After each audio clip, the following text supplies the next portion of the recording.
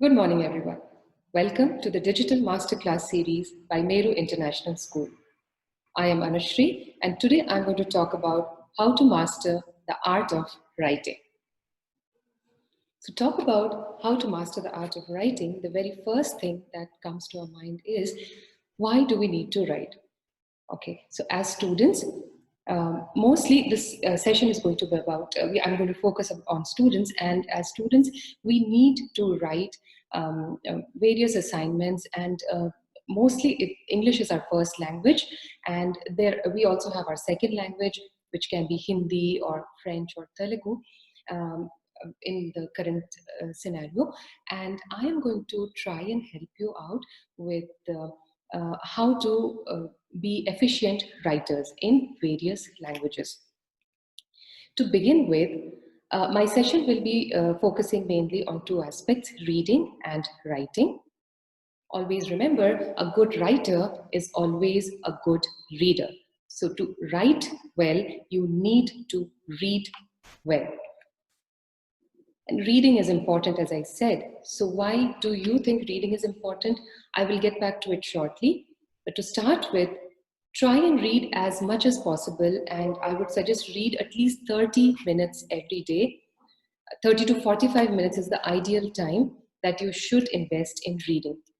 Try to use the reading strategy, pause and reflect as you are reading.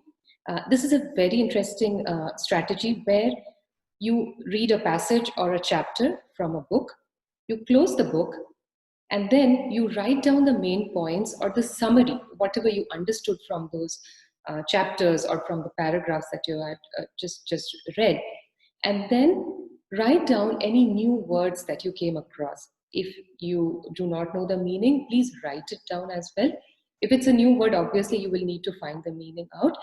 And also write down any questions that arose in your mind while reading, and any connection that you can make with the text that you just read.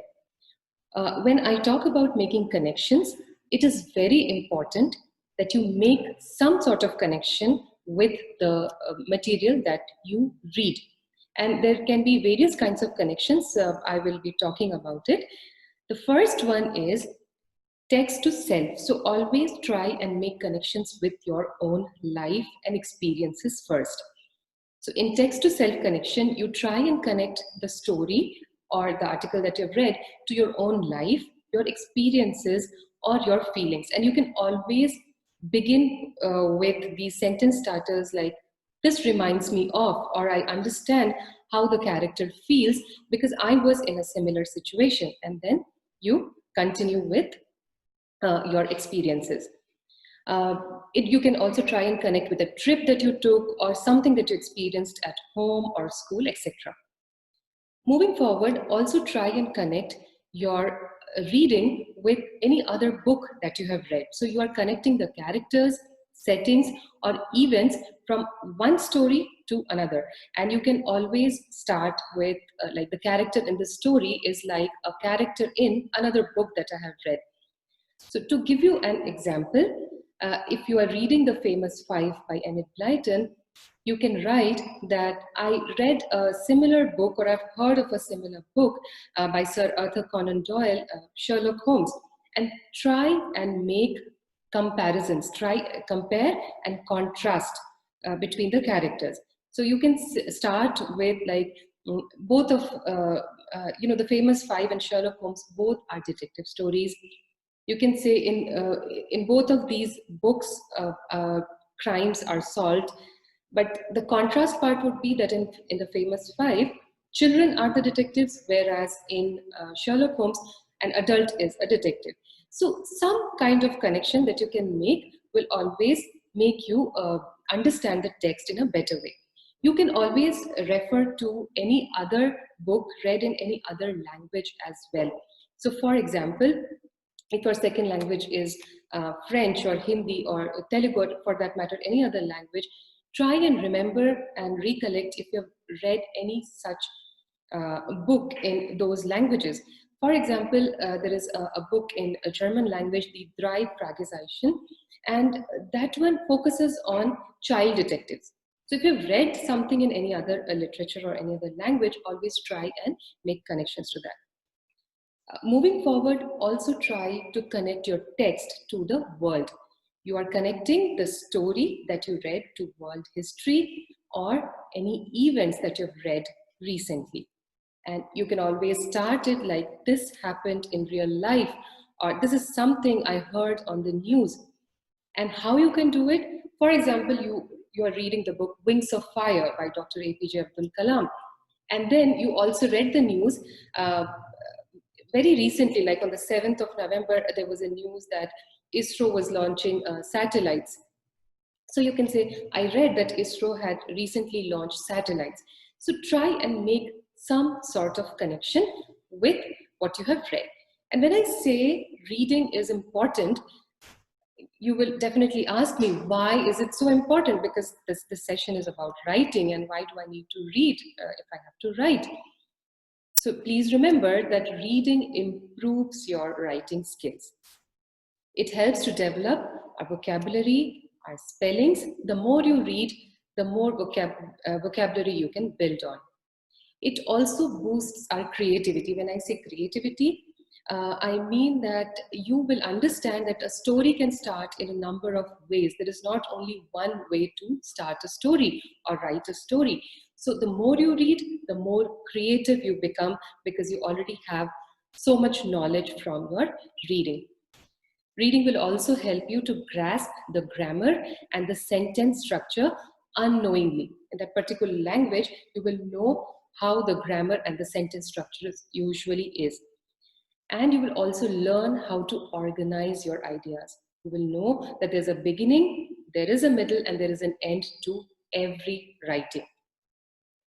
And as said, reading keeps us well informed. So if you are reading the newspaper daily, you are already well informed about the events that is happening around you in the world as well.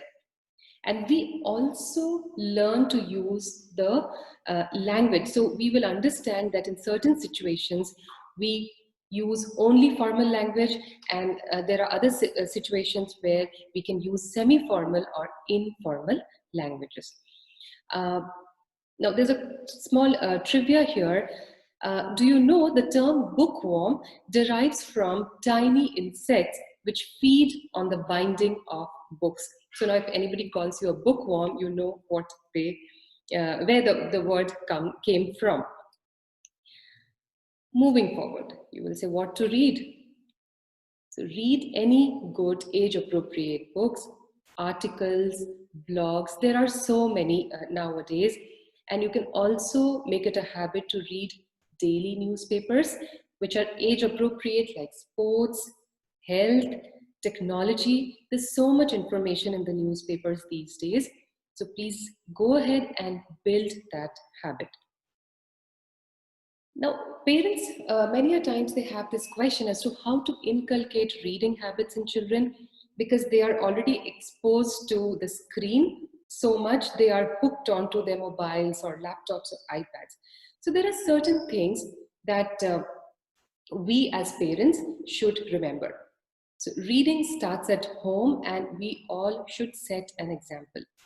As parents, we should read at least one book to our child every day from a very early age, and it can start as early as below 1 year's age. So the child will slowly understand that it's a routine that my mom or dad is reading to me or is going to read out to me, and they will start liking it. Also, try and buy books as gifts, because books are invaluable. Reading habit is best instilled in children in the age group of around 4 to 6 years. So they take up that habit, and once they take that habit up, there is no looking back, and they will be lifelong readers and learners as well. When children start reading books, their screen time automatically decreases, because if they are hooked onto a physical book, they will obviously not like to see the screen. They would like to see what happens in the story next. So why not try that? And we should remember that children tend to imitate adults. So if they see us reading a book, they will learn to read it as well. It is as simple. If a child sees his or her mom or dad sitting and reading a book or magazines every day at a given time, they will also try to inculcate that behavior. And when they read, they grow up to be smart, inquisitive, and imaginative adults. And remember, readers are leaders. And there's a quick fact. Reading is the fastest way to build vocabulary. Children can learn 400 to 12,000 new words per year just by reading. So that's an amazing fact. We'll quickly take a brain break because I've been talking about reading for so long, and to cut the monotony, I would just request you to think of 5 synonyms for the word run, and you have around 10 seconds to think, and you can always type the answer in the comment section below and see how many words can you associate or think of, or the synonyms of the word run that you can think of.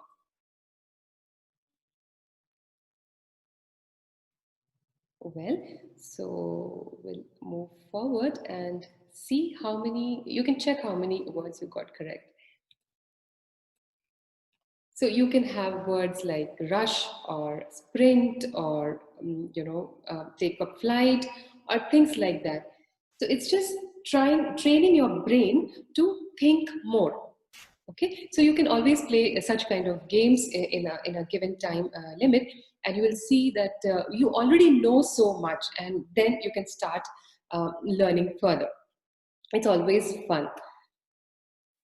Now we come to the part where I'm going to talk about how to write effectively. The focus is mostly on students here, and the easiest way I would say is to use simple, easy, and complete sentences. If you start thinking in complex sentences and try to put it down on paper, it might be difficult, and you might find that you have made mistakes in the process. So why not start simple, easy, and complete sentences? Start with them. And also read about the topic that you're going to write.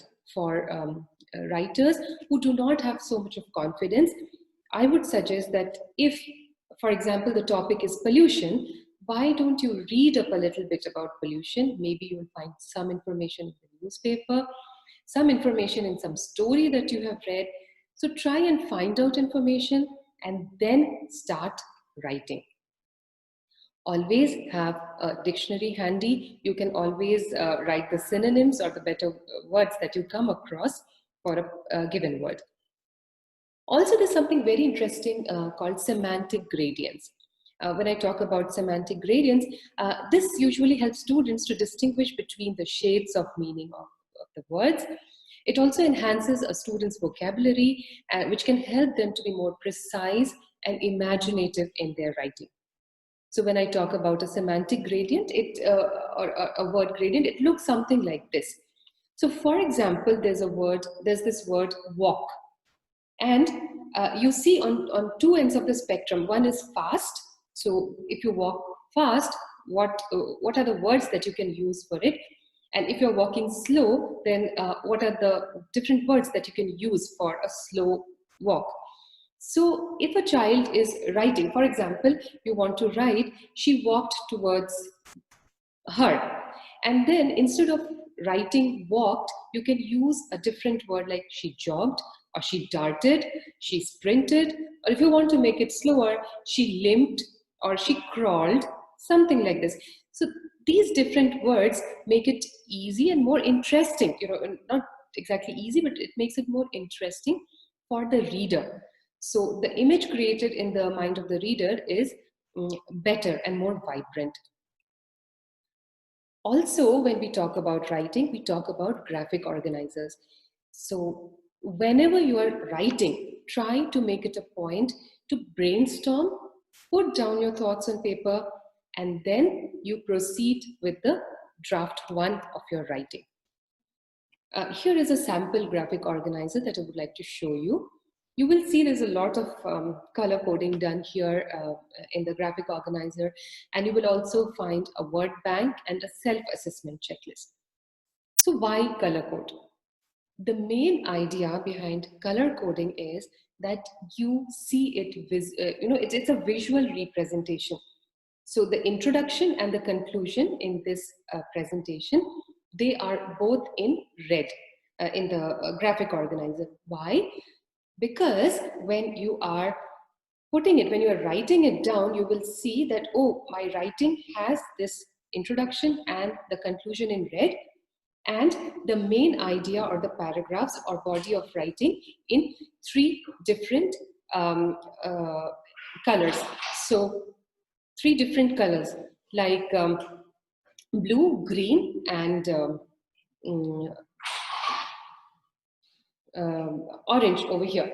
So when I'm talking about a graphic organizer here, you can see that it is in the introduction and the conclusion is in red, and the main idea or the body of the paragraph is in blue, green, and orange, three different paragraphs. So when you actually put it down on paper, you will see that, oh yes, I have put the introduction and the conclusion, and there is a body of my writing as well, and it is in three different colors. That means I've put three different paragraphs here. So that makes your writing complete. There's a beginning, there's a middle, and there's an end. Also, you will say, why word bank? Word bank will always help you to jot down your ideas and the different vocabulary related to your ideas, so that when you start writing, you already have some kind of information to fall back upon. So just to give you an example, the particular piece of writing is about pollution. And when I am talking about pollution, the word bank talks about traffic pollution, garbage, and the various problems that arises because of pollution. So words like, atmosphere, carbon monoxide, biodegradable, and reuse, ailing earth, dumping ground. There are so many words that you already have in mind when you jot it down. And then you start building up your writing.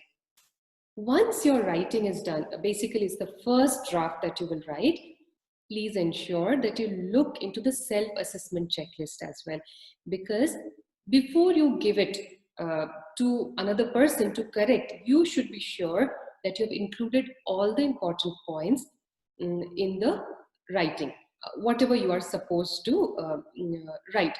So here you will see I have started, this self-assessment checklist is about a speech.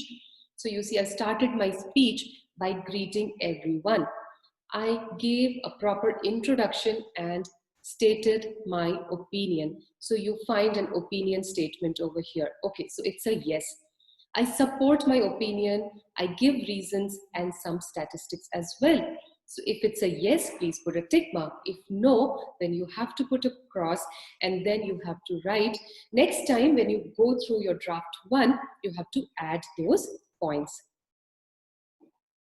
So it is always advisable that you write the first draft, refer to the self-assessment checklist, edit it, try and make personal connections as you're writing, and then you give it for checking to your teacher. Always remember, be responsible. So proofread your writing for spellings, capitalization, and punctuation. Do not wait for somebody to tell you that you have forgotten on these aspects. So do a self-check. Be open-minded to constructive feedbacks from your parents or teachers. Whoever is correcting your work, please be open-minded and take it in a good spirit.